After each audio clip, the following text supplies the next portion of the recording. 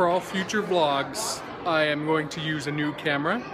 It will be inconspicuous, no one will notice I'm filming. I think it will be perfect because it will be easily portable and I can take it anywhere I go to vlog.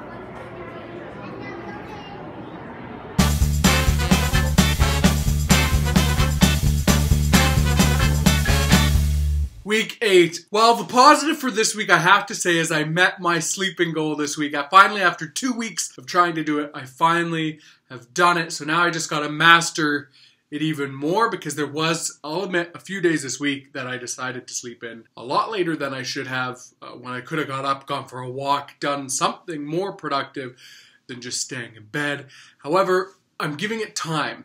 The reason I'm calling this a lifestyle change is that way when things start to happen, they slowly start to happen, and they do happen, and I become accustomed to making those choices. Instead of just forcing myself to do something right away, and then failing at it, if I tell myself I need to do this, and slowly start doing it over time, then it naturally becomes a thing that I start to do. So again, happy this week that I met that goal of my sleep challenge. My negative for this week, not nearly enough exercise and not nearly enough watching what I'm eating. This week was a horrible week. I didn't do any meal prepping. Dylan, what's the matter with you?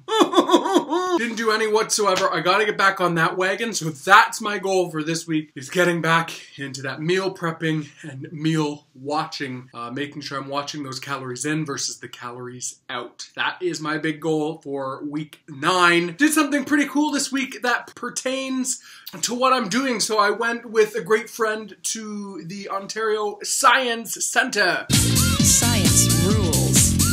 While I was there, one of the exhibits just so happened to talk about obesity. I was in an exhibit, and one of the sections of the exhibit was called Obesity is a Big Business, and it talked about the business of obesity. Anyways, very interesting to learn a lot of different things. One of the things I saw with these roly things that look like this.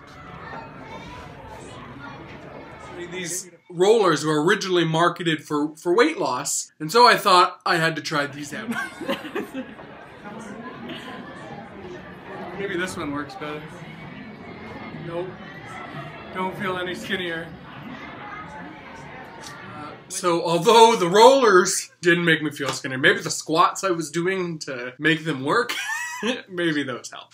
Maybe. So then something that really opened my eyes and really hit home for me during my tour of the Ontario Science Centre was this scan. It had 2 scans, one of a skinny body and one of a fat body. Now the skinny body, you see everything, you know, muscle and the kidneys, the lungs, the heart, everything looks normal. And then you look over at the fat or obese scan and you see smaller lungs, a larger heart, a larger kidney, and then of course you actually see all the fat that's squishing all the internal organs closer together. And so then when you see that, you can't help but think of what's going on inside here? All this. So it was a real eye-opener.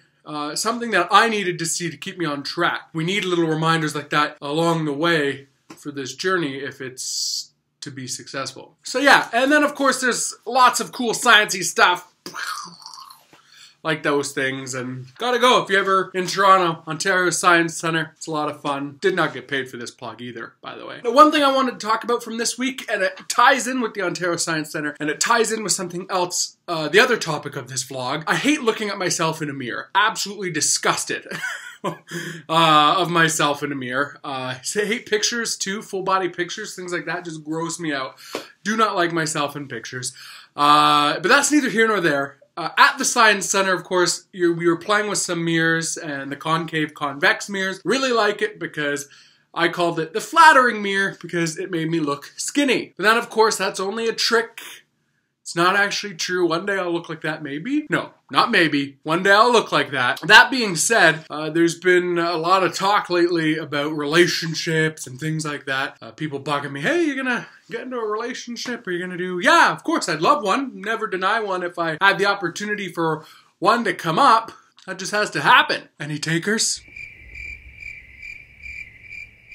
Didn't think so. Anyways, the reason I bring that up, not to be like, oh, I'm so sad and lonely, because I'm not. I have a lot of great friends in my life, and I'll get to that in a minute. But I do things like Tinder. It's kind of embarrassing to admit that I'm on Tinder. I do things like Plenty of Fish, Christian Mingle. Those are the 3 I'm on. And I think it's time for me to get off until I focus on myself. So I think I'm doing this for me. I also feel that if I lose a few pounds, get into shape, maybe I'll be better looking. Maybe I'll attract a female companion. I think I'm gonna take myself off of Tinder, take myself off of Christian Mingle, take myself off of POF, and just focus on my health right now, and also focus on the relationships that I have right now. And who knows, maybe if something comes out of the friendships that I have now, I need to find someone that's supportive of what I'm doing and where I'm going with my life. That's kind of my thing. I've decided this week, don't focus on those minuscule things like dating sites and stuff like that. Focus on the here and now, and if something comes out of it, perfect. Enough about my dating life, or lack thereof. That's what I meant for week 8. I have a lot coming this week for week 9, and I'll tell you all about that here next week, so stay tuned. Thank you so much for listening. As always, I'm open to any support suggestions, critiques, anything that you have. Please send my way. I'll be more than happy to listen. Let me just make sure I didn't miss anything. No, that's where I'll leave it. Short and sweet for this week. Thank you again, and we will talk to you soon.